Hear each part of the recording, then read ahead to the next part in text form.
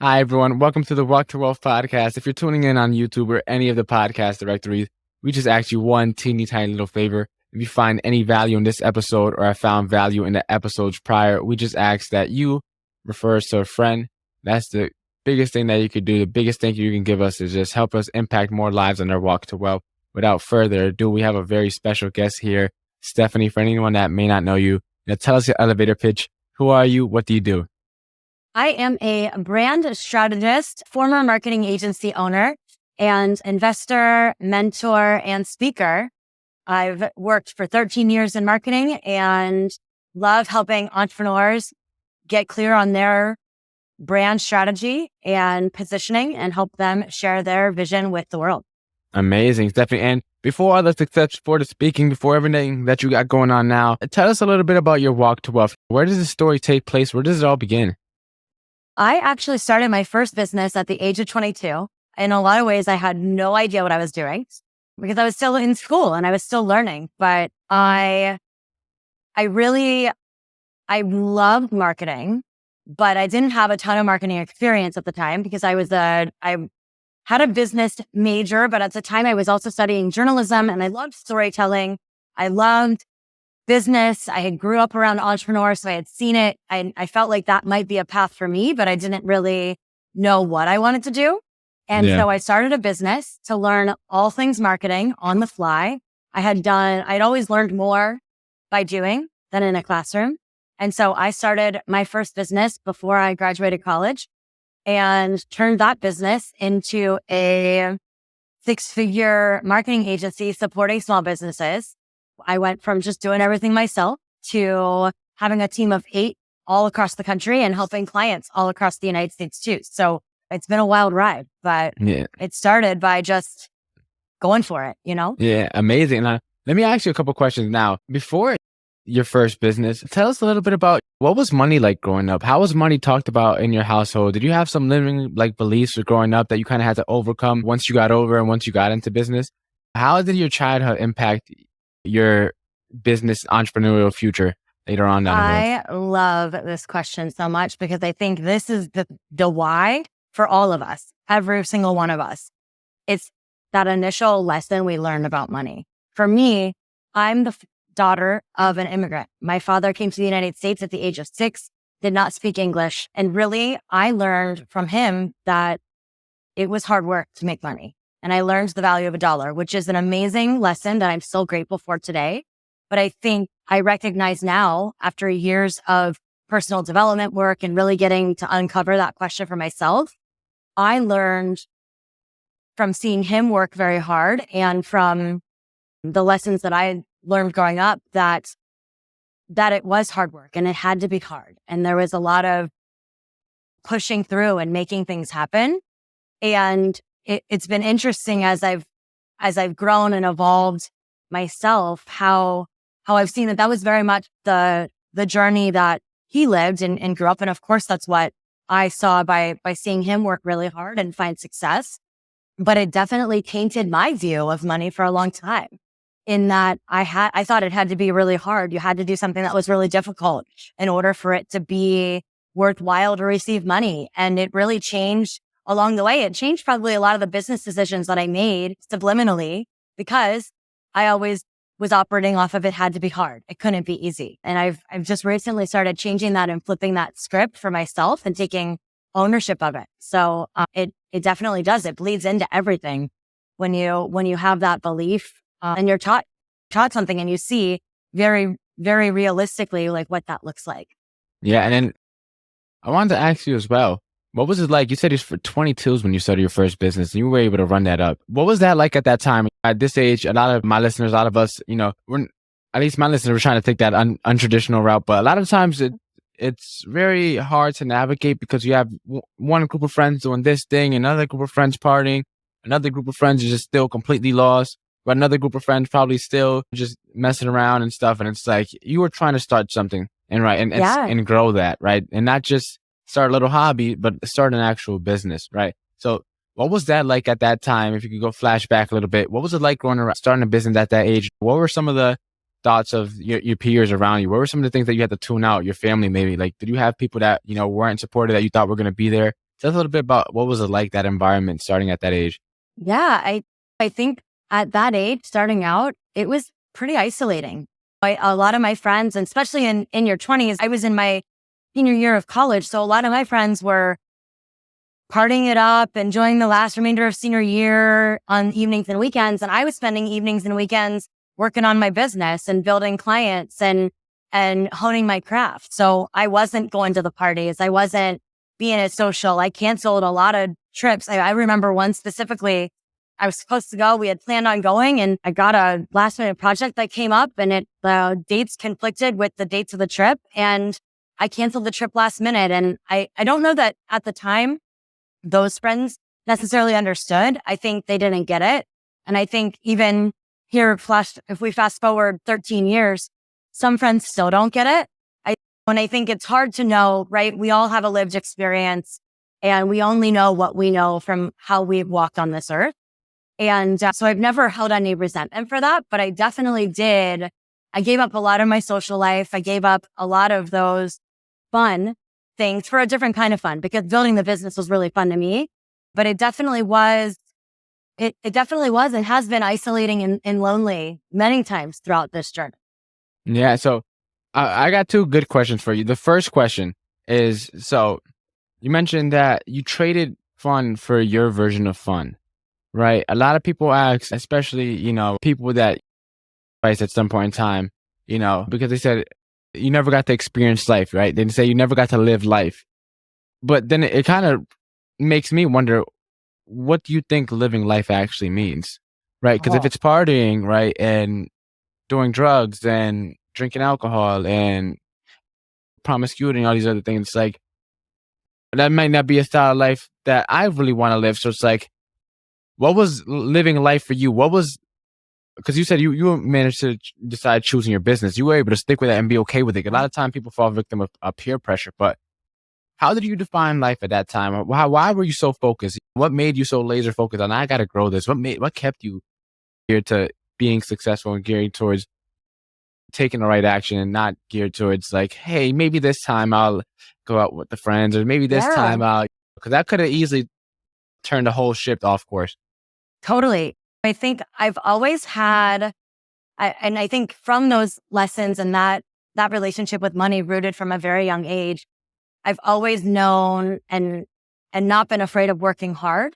And I think for me, I would always rather, and I felt this then, I would always rather build a life that I actually enjoy and I want to be in, instead of building a life that I have to escape from with the partying and all of that, because I don't like what I'm building. And so I think I had the real perspective then to know that it was just that first step and that future that I wanted for myself. And if I wanted something a little bit different than other people did, I had to do things a little bit differently and not get stuck in my comfort zone. Yeah. And then before we get into today's conversation, let me ask you, was it worth it?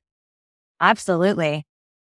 Alrighty. So let's get right into it. So you focus now on helping a lot of people with branding, right? Where do we start with branding? What is a brand? Because a lot of times your brand could be how people define you when you're not in a room. A lot of the time your brand could be, people think Nike or Adidas or whatever the brand, Balenciaga, Gucci, whatever it is. But it's like, to actually define what a brand is. A lot of people know what brands are. They know what brands they like to buy. But when it comes to branding, why is that important to the individual, to the small business owner, to the entrepreneur?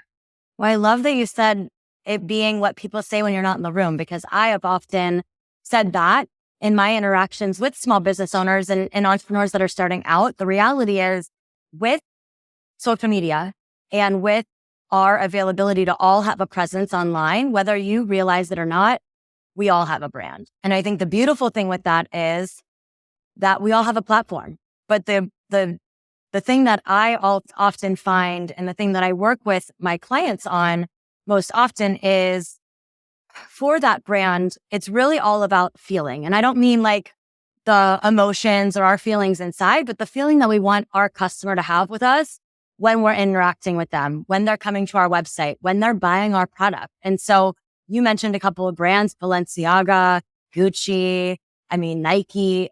If you even think of those, and for anyone listening, you probably have a certain feeling or idea or thought come into your head for that brand as soon as we say those company names.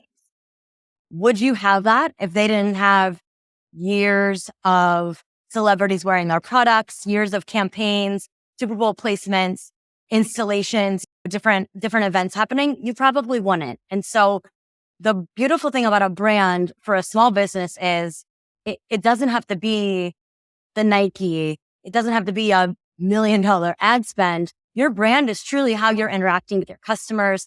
It's how you make your customers feel when they're in maybe your brick and mortar location or on your online storefront or on your website or on your blog, whatever it might be. That is all your brand. And those are all very intentional decisions that are made for your brand through the colors you use, the words you choose, even the fonts, because this is where we really bring in a little bit of psychology to back up that feeling that you want your customer to have, and then backing it up with subliminal messaging of colors, fonts, wording to really help solidify that so that your brand really gives your customer the feeling you want them to have.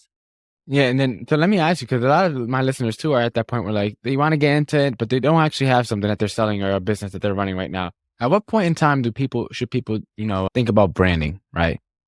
Well, I think there's branding in two ways. So there's branding for like a business. So maybe it's your storefront, maybe it's your consulting firm, whatever it might be. But then there's also your personal brand. And I think I've read some recent stats that are really astonishing. I've been building a personal brand since 2008, but there's a lot of data and a lot of reports that are coming out saying that the next decade is really going to be where personal brands are skyrocketing and really making a difference. And I think that that's where the power of social media comes in, because we all have a brand. If we're posting online and you Google and your name can come up, that's your brand, like it or not. And so I think that the power of brand, to go back to your question, is that whether it's your personal brand or your business brand, you're always, the way that you show up, whether it's on a platform that you own, a website, whether it's in something like this, a podcast interview, there's always that brand angle to it as well, where you're building brand in everything that you do, everything that you say, how you show up, what you wear, because our brains are intercepting those messages, sometimes without us even realizing it behind the scenes. And that all builds brand over time. Yeah. And so let me ask you then, which one would you think is more important, a personal brand or a business brand? It's like the chicken before the egg. It's a hard one to crack. But for me personally, and I always love to speak from personal experience, I built a personal brand before I technically had the business. I mean, the business was there, but the business wasn't technically visible. I started investing in personal brand first, but I've seen businesses do it both ways. I mean, some of the most successful people on the planet, you don't even know their name, but you might know their business name. I have a couple of mentors and she's opened my eyes to multiple 6, 7, and 8-figure business owners. And we wouldn't even know their names, but we might know their brands. And so it really depends on your goals and what you want that outcome to be. If you really want to build a business and you want that to be the star of the show, then it's building the business brand. But I think there is a time in every business owner's journey where they then have to start investing in personal brand too. I don't think it's an either or. I think it's a both, a conversation of both, and when that timing hit. Yeah, definitely. And so now that we kind of got the importance as to what a personal brand is and why we should focus on building it, whether personal or business, depending, that's just which one we start first. But in the and grand scheme of things, we have to do both, right? Yeah. You mentioned too already subliminal messaging, right? And you mentioned font, psychology, colors. Let's get into a little bit of that now. Let's start with colors, right? Because I know there's color theory. I know a little bit about it myself just from, I create a lot of Instagram reels and things like that. So try to learn about it a little bit. But what can you tell us about color theory and colors in general when it comes to branding, picking out your colors? A lot of times it's like, oh, my favorite color is blue. I'll do this, right? But their brand, their business that they're trying to build is something that is, a fun, lively, energetic company, which you probably use something more like yellow, but like for blue is more like trust, if I'm not mistaken. So tell us why you should stray away from using your favorite colors to start your business, and why you should actually spend some time thinking about, hey, what colors I actually want to use when I start making this stuff up. Oh, I'm so glad that you asked this and that we're talking about this, because I cringe every time I hear a business owner say, well, I just really liked the color, or I really liked that, so I did it. But my question back is always, are you your ideal customer? Because so often we build a business, right? And we might not be really in that target audience. We have to build it to who we want to sell to and who we want to communicate to, because color psychology happens. It's a real thing. Our brains intercept different colors, different ways. Blue, like you mentioned, is very much, it's trust. That's why you see a lot of banks and financial institutions use blue. PayPal, Venmo, Facebook, Chase. big tech, big banking, they all use blue. Then things like yellow, vitality, magenta is also known for creativity and passion and fun and vitality as well. Green, a lot of times, is for health and wellness.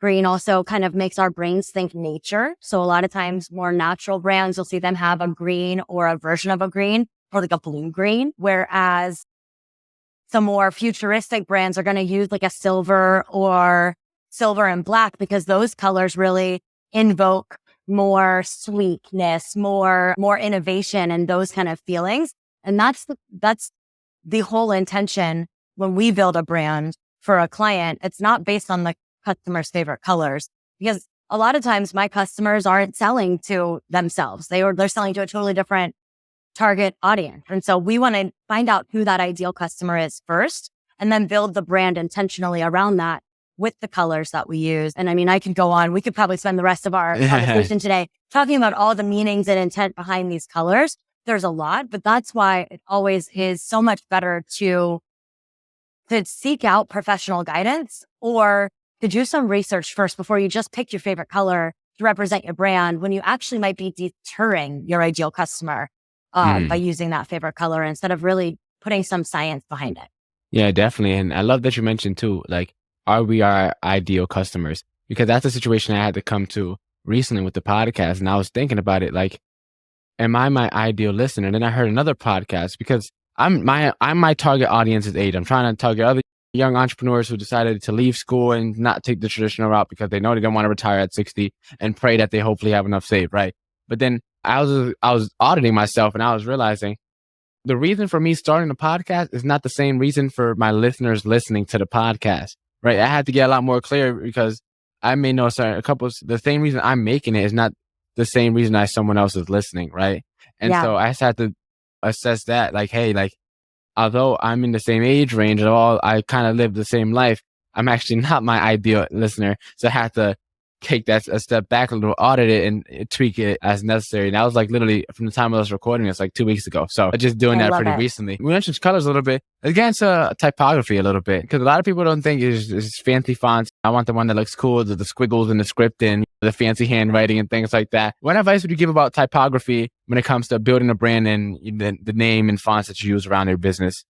Just like colors, all fonts have subliminal messaging that our brain interprets too. So a lot of times, like a more modern brand or a clean and simple brand, maybe a brand that's all about like helping to simplify a process for you, they would be using what's called a sans serif font. And I have a whole course on this. And I've taken courses on this, but I built a course on this a couple of years ago because of all the differentiations. But the really clean, like maybe you've probably seen like the font Lotto or Montserrat. I use Montserrat. So yeah, it's a very popular font. I love it too, but it's clean. It doesn't have the serifs or the little tags and flags that are on the end caps of the letters. And we're going to get really geeky for a second, but the sans serif doesn't have those. And so it reads a lot more clean, a lot more modern, a lot more simplified. They're also easier to read on the web. And so that's kind of, if you're having a more kind of more modern day, I wouldn't even say futuristic, but more present day, more current brand, you're probably going to want a sans serif font. If you're really maybe looking at vintage or other kind of ways to build in personality, sometimes we can see script or some of those really stylistic fonts come into play. And then like things like a lot of the movie poster boards and covers with the titles, those all use like a deco font. And I would typically never recommend those for just a small business or entrepreneurs that are starting out, because they're really hard to read and they pigeonhole you too much into that. Because some of them can look very artistic and some of them can look very action-packed. And while that works for movies, it's probably not going to work for your brand long term. And then, I mean, there's hundreds of other kind of of types of fonts and thousands of fonts themselves. And so we could really go down a rabbit hole, but there are definitely those same subliminal messages that are intact for the colors are there for the fonts too. And really how you're making your customer feel sometimes without even realizing it. So yeah. So we talked about colors a little bit. We got into fonts a little bit. Now let's talk into logo, right? Because this is what people usually like. We see a swoosh, we already know what it is, right? We see 3 stripes, we already know what it is, right? And when it comes to creating a logo, what advice do you give us there for now that we got our fonts, we got our colors in place, but we know what we want to use? What advice can you kind of give us around that logo so that we could have something that actually makes sense to our ideal customer? And this isn't like just like a random photo of some, I don't know, a squiggly line with your name and then a smiley face or something, right? What advice can you give us around creating a logo that represents the brand that we're trying to give off? I think the number one thing I want to say before I even jump into this is the thing to remember for a brand, just like us as humans, it evolves. So you'll even see, like for Starbucks, one of the most recognizable brands on the planet, global locations, global identity, their logo, it hasn't completely changed and shifted, but their logo has definitely changed and evolved over time. It's gotten a little bit cleaner. The fonts have been changed. Kia recently too changed their Kia, the car company. They just recently changed their. Yeah, they have a really futuristic font now. Yeah, I know. So, but I think if we look to those mega brands that are all over the globe as an example, I say that because I think as small business owners, often we put a lot of pressure on ourselves to get it right and be perfect out the gate. And I think that is the wrong way to do it, because your brand and your business, especially if you are just starting out, your mission, your why might not change, but the how could really look different. I mean, I've been doing this for 13 years. What I first started up doing in 2010 is totally different than really kind of what that business means to me now. Mm-hmm. And giving yourself permission and not pigeonholing yourself where it has to be this and it has to be that. Because the reality is your logo is likely going to change as your business offerings and your business as a whole evolve. And that's the perfect time for a refresh or a rebrand to make sure that you're in alignment. But I think the one thing I see a lot of times small business owners where they miss with a logo is they try to do it all in that one logo. And then it's so much, it's information overload. I think that a lot can be said for kind of a more dialed back approach. Maybe you're starting with just a mark that has your business name in it. You don't need to have the icon or have the pressure to have the swoosh from the start. Those are things that can come over time as your brand loyalty builds. And almost, I think one of the things we see with some of the bigger brands is their audience, a movement created around that brand over time where the swoosh is now everybody knows what that is. That didn't start that way from the very beginning. That was something that the audience really, really helped bring to life. And so I think that as small business owners, we don't need to have that pressure to have that perfect mark or that perfect piece to start. I think that evolves and comes over time as you get to know your customer better and your offering and really fine tune the business too. So did that answer your question? Yeah, definitely. And so now we got an idea as to like some of the basics in terms of branding versus personal versus business. We talked about colors and fonts and now logos. And now it's time to get that out there, right? And with that, we need messaging, right? That's an extremely important part because as you know, everything as they say, when you get arrested, right? Like anything you say may be used against you in a court of law or something like that, right? It's the Especially same thing now with social media. They should be able to open up a Twitter account. Exactly. And so, right. But when it comes to that, branding and everything, it's the same thing. Everything you say, the way you word sentences. So like, what advice can you kind of give there to people so that they could start reaching out to their ideal clients in ways that is easily understandable, easily graspable, and attract those people and not just kind of steer them away? For example, if you want to attract small business owners and you're using doctor level vocabulary, like super sophisticated, highly technical terms, right? So what advice do you give there? Never use that language. Always try to be as simple and clear as possible. I think I actually have a really awesome workbook that I'd love to offer to your listeners for free that can take them through, because I think whenever I'm looking at branding, we start with your audience first. We want to be clear on who they are. So if you don't know, or if you think you know who your audience is, we got to get clear on that first.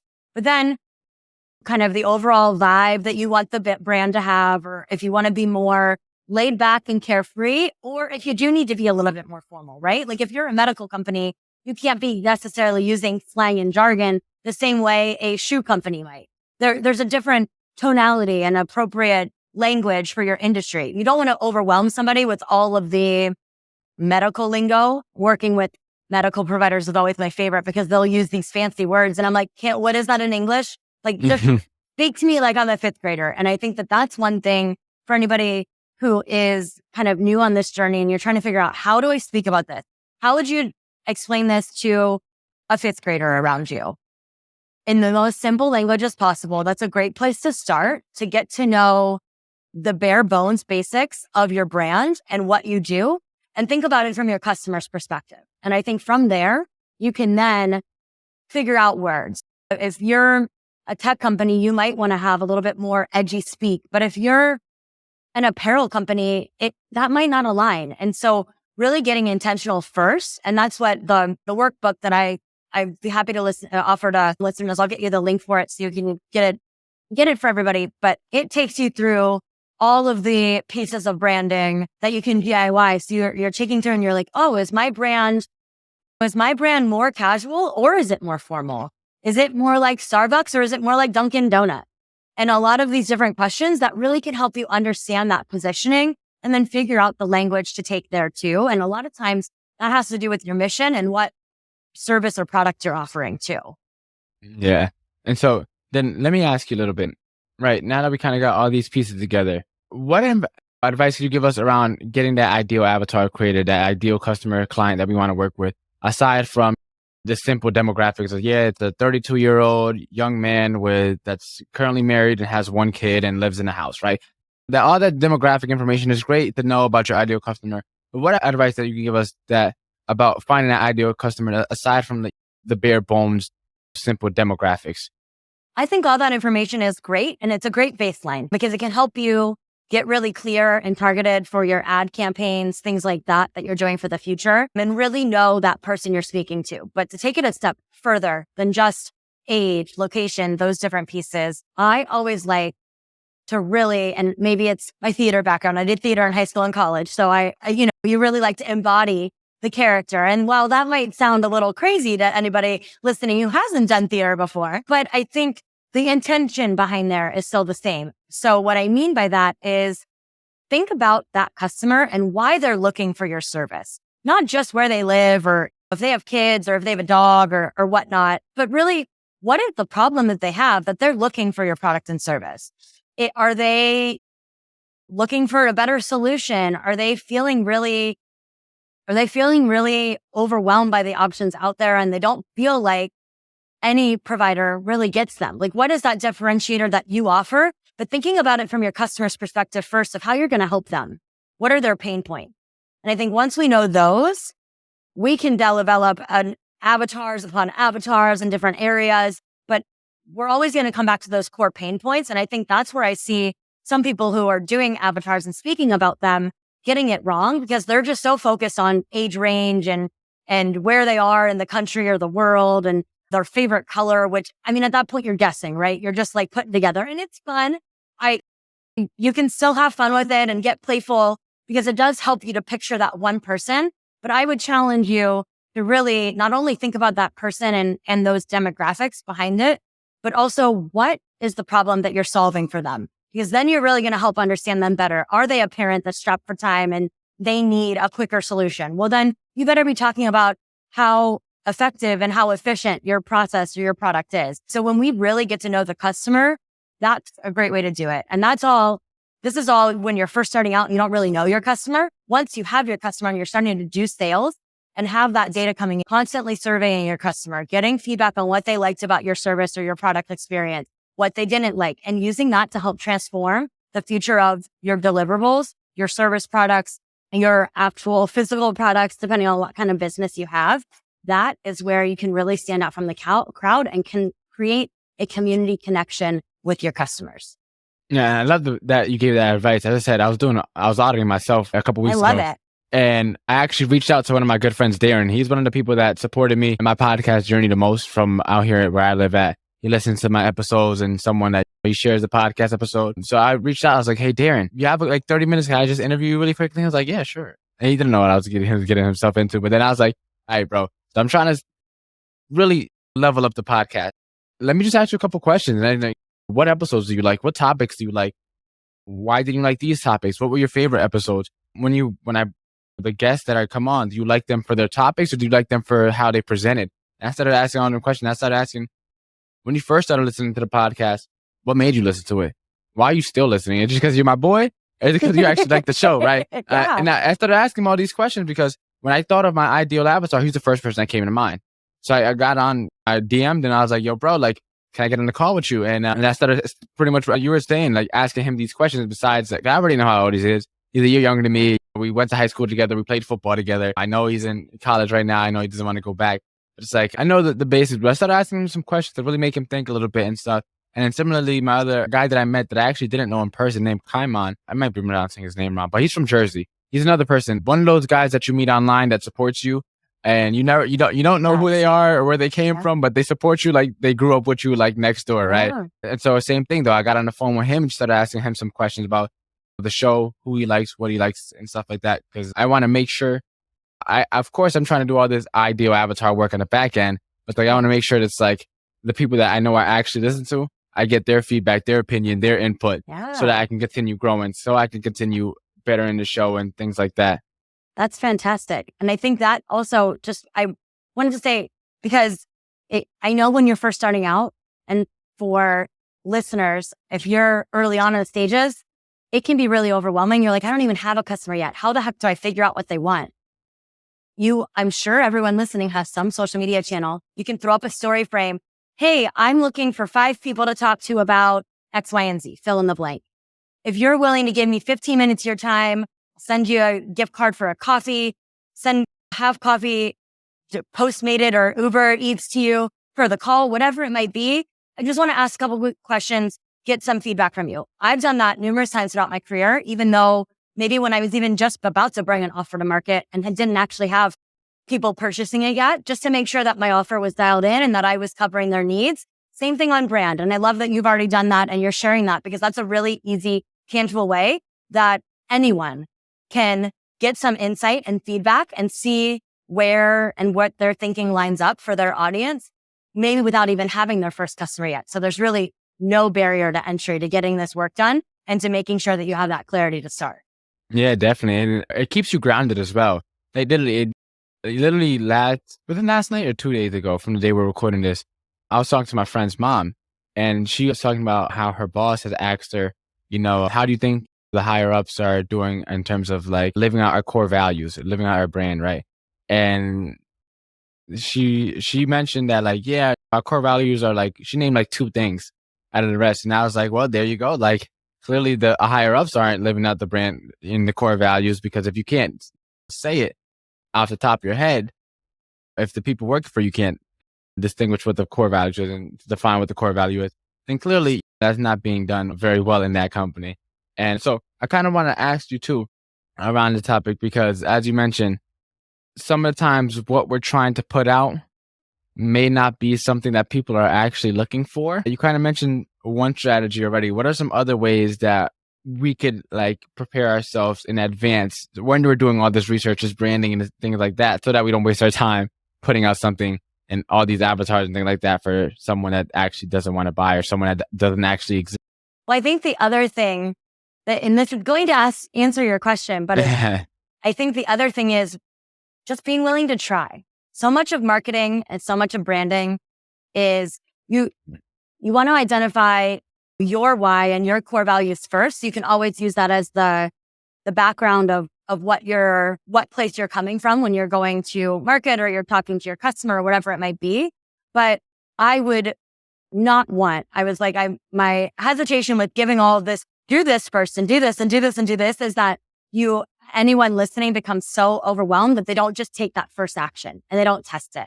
That might be posting something on Instagram and seeing what kind of feedback you get. Because I think the way that as you're going along and you're trying, it might be feedback that you're getting. It might be likes or engagement on content. It might be someone, you being at a networking event and someone coming up to you and being like, hey, I love what you're posting on social media. Like, keep it up. Like, it can come in a lot of different ways, especially in the beginning.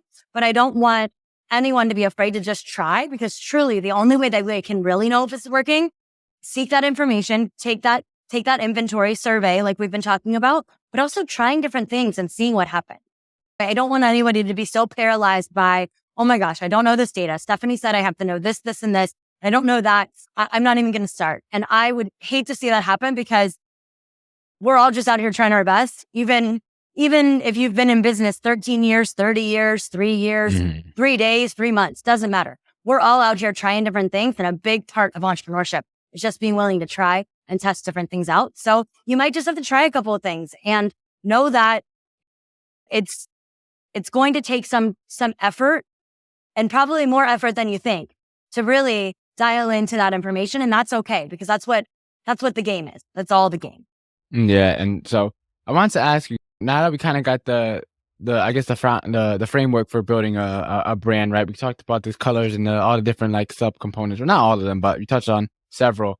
So I wanted to ask you, how can you build a brand, right, in a market that's oversaturated? Because for probably everyone listening, for not 99.99% of us, we're not going to find like that blue ocean or like that brand new thing that no one's ever heard of or ever found, like that's so innovative and that it just is going to sell itself no matter what. A lot of time we're entering into places that are usually very saturated. So for example, me and this podcast, the personal finance space is like absurdly saturated now, right? Yeah. So it's like, what advice would you give to people that are trying to offer a product or service in a market that's saturated, where there are already a bunch of other competitors and they want to stick out and get something going? I love this. I think when you're any of us, because the reality is the internet has made all topics and all industries so much more accessible for the most part.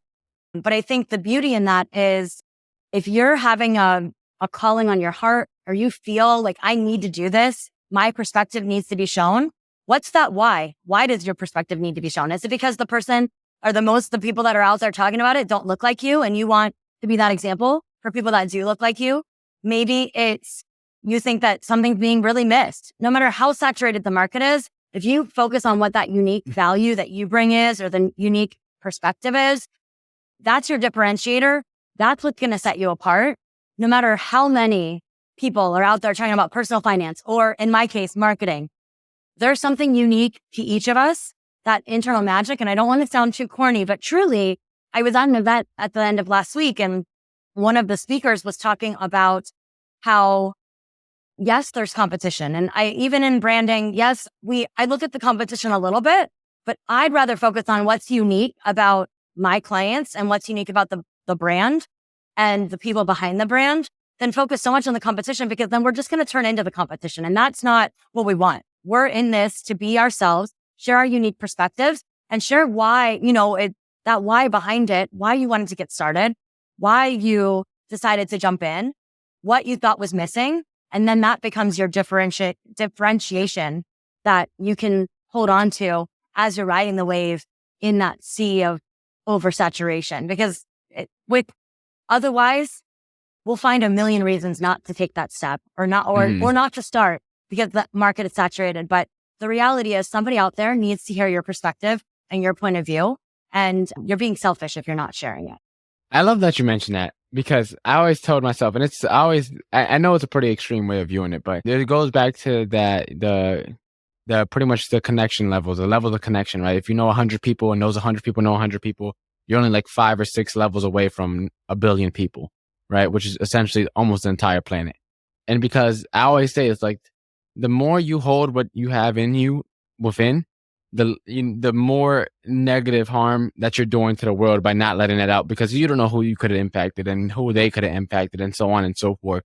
And you could have probably not maybe even secondhand, but maybe like sixth hand impacted the world's greatest entrepreneur that probably would never come to fruition, because you didn't share that one time where you were supposed to share. And it's kind of extreme way, because it kind of forces you to carry the burden of letting the world down, essentially. But I feel like it pushes, at least for me, it pushes me, because it gets me to share, for example, with the podcast. It's like, I'm not wealthy yet by my own definition. I'm not sitting here acting like I am, but it's like, I knew I couldn't wait for me to become wealthy, for me to become successful, for me to start this podcast, which is why I'm starting it now while I'm still at the very bottom of my journey, right? I So love kind of it. like let that go. And also, learn from others along the way, right? And so Yeah. I kind of want to ask you though, when it comes to the whole unique value proposition, right? The unique value thing, there's kind of like sometimes a fine line between being unique, being yourself and everything, but also not trying to reinvent the wheel. Because a lot of times it's like people want to be so unique, but it's like, we're people haven't gone that road for a reason because that road clearly doesn't work. But you want to be the super unique person and stick out like a sore thumb. So what kind of advice can you give us around there? So we're not like we're still ourselves, but we're not trying to reinvent the wheel.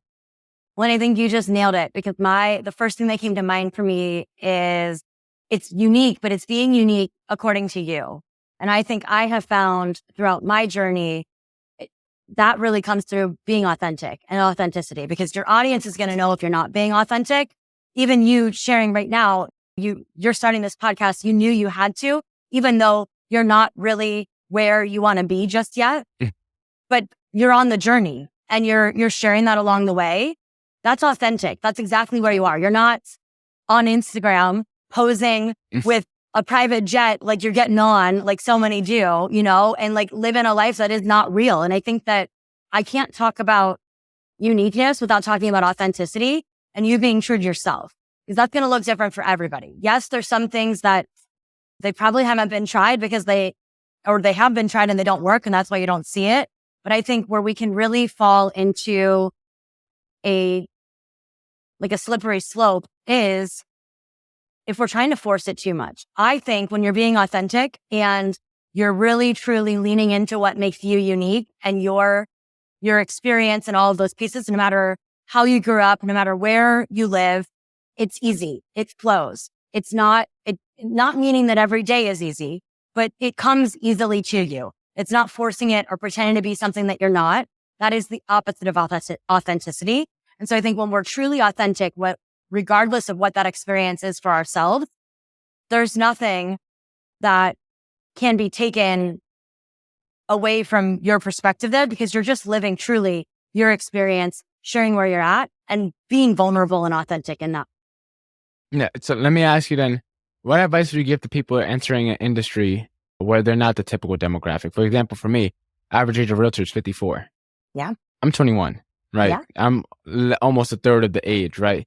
So I kind of want to hear your advice as to people like me entering these industries that are saturated with people that are not their age, or you might be entering a male or female dominated industry, but you still want to get in there. Sure. Like there's so many different industries where you may not be the person that the average person looks like, right? What advice would you kind of give there so that you find success in that industry without, as you said, losing yourself, without trying to force upon something, a lifestyle or a persona that isn't actually you?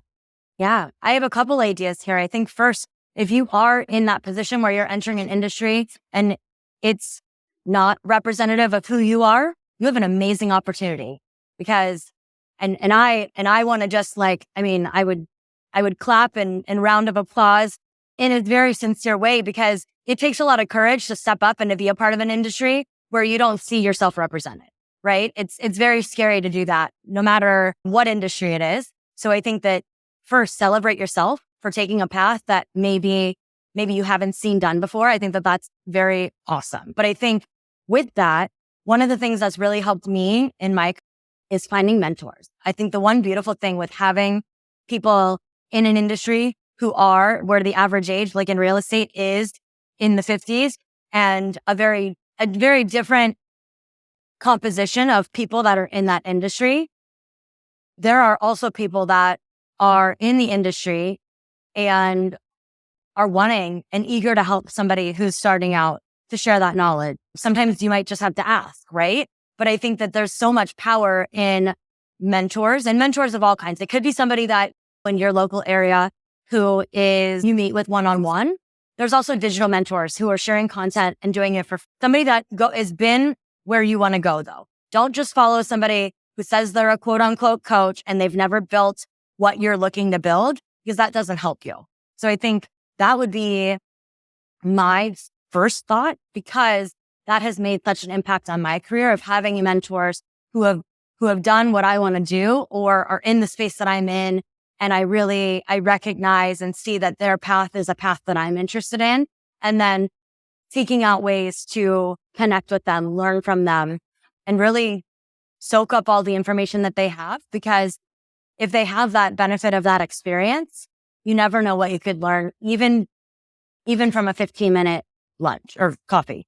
Yeah, no, I love that you brought that up because that's kind of where I'm at as well. Where I'm at a point where I'm really like trying to grow this podcast like through the roof, but everyone around me, my coach right now is a real estate coach, and that's not my focus, right? That's not really.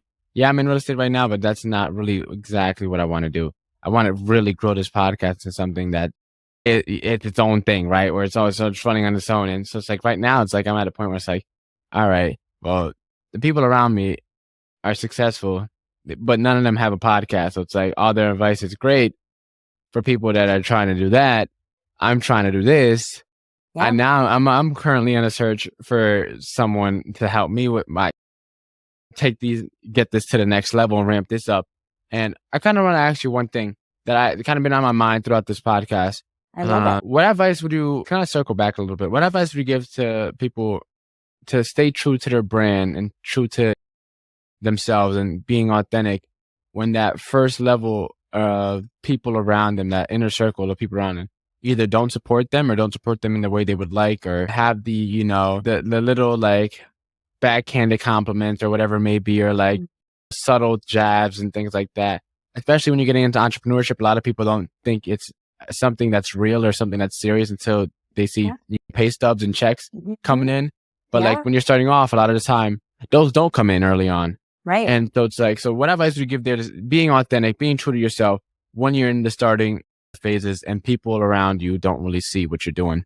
Well, that's so common, right? I mean, it happens, I think it's an important clarification. It happens at all levels of entrepreneurship or anything. I think especially when we're being really true to ourselves, a lot of that objection from outsiders who aren't walking a similar path, I think that it makes that louder. So I think the first thing that comes to mind for that is being really clear on your why and knowing why you're doing it. Because if you know that and you know what the future is that you see, you're going to be more grounded and more solid in how you're showing up, regardless of the criticism. Because I think sometimes those that love us the most, I know they mean well a lot of times, but they can sometimes have the sharpest dagger, right, with their words and what they say, because they might not get it. They might live a very different life. And I think I learned a couple of years ago that some of my friends who I really was struggling to talk about entrepreneurship with, because they weren't entrepreneurs, they just couldn't even fathom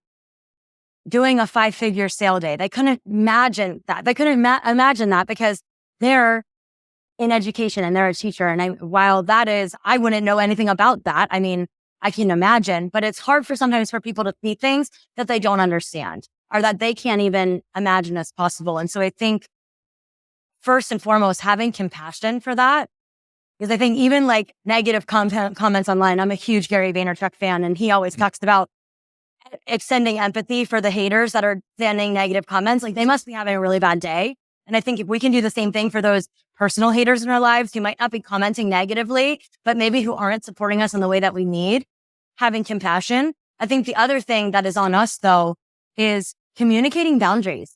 I mean, we can get mad at the people in our lives all we want, but have we communicated what we need for support from them? Because I found through my experience that I wasn't doing that, but then I was mad that somebody wasn't supporting me in the way that I needed, but I hadn't said, hey, it's actually not helpful when you do that. I understand you might mean this, but maybe this is what I need instead. And setting that boundary and having boundaries, maybe there's certain times to hang out with those friends or family members. And I know that that's hard to do, especially with family, but if it's draining you and negative, you have to find ways to keep true to yourself and to take care of yourself so that you don't let that negativity and their doubt get you down, because that's just a reflection of their insecurities. It's not a reflection of you or what you're doing. Yeah, definitely. And so we've been able to talk about brand versus business brand. We talked about the colors, typography. We talked about messaging. We talked about logos. We talked about staying true to who you are, your authenticity, and how that can play back into unique value.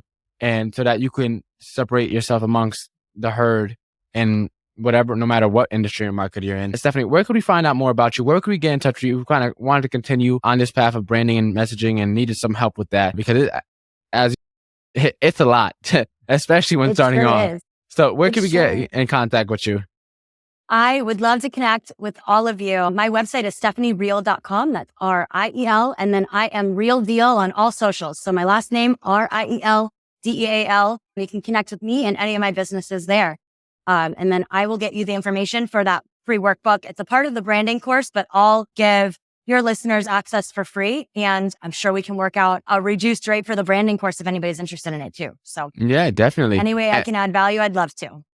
And so now it's time for the final 4 questions, how we end every single podcast episode. Question number 1, what is the most impactful lesson you've learned in life? To trust my intuition always. What is the most admirable trait you could find in a person? Honesty. If you had to change someone's life with one book, which book would you recommend? This is such a hard question. I've read so many books that have really changed my perspective. There's a book that by the time you're listening to this will be out. It launches tomorrow, but it is called Wealth Habits. It's by a mentor and friend of mine, Candy Valentino. I've received an advanced copy of it and it's incredible. 6 ordinary steps to achieve wealth. It's something that everybody can do no matter what stage of life you're in. Just really great things that can truly help. And I believe it's going to make such a big impact for financial literacy. And so I'm going to say that one because I've been blown away by the information that Candy's been sharing. And what is the legacy that you're trying to leave behind? The value and the mission that I've always tried to live in business is I treat my clients the way that I want somebody to treat my business. If I don't think I'm the best partner for them, I will tell them. And a lot of times help them find a different partner or seek out to my community to help connect them with somebody who's truly aligned. And so I think that living by the golden rule is what drives me. And I think for that legacy, being a good person and doing the right thing. And yes, making boatloads of money, but being a good person at the end of the day, because I'm sure you've heard it said before too, but money's an amplifier. If you're a great person, it's going to make you even better. If you're a jerk, you're going to be an even bigger jerk when you have money. And so I think for me, first and foremost, it's being a good person. And if we can make boatloads of money along the way, why not? Why not? Exactly. That's a great way to end the episode. Stephanie, it was an honor and a pleasure having you on the show. Really appreciate you taking the time to break down some of these things that a lot of people kind of just skip over entirely when starting up a business, especially small business owners who just skip over this entirely and don't think about it at all until some people never think about it ever. And so I'm glad you were able to hop on and just really enlighten us on this topic. I appreciate you so much for doing so. Well, I'm so grateful to be here. Thank you so much for the conversation. And I can't wait to see what's to come for you.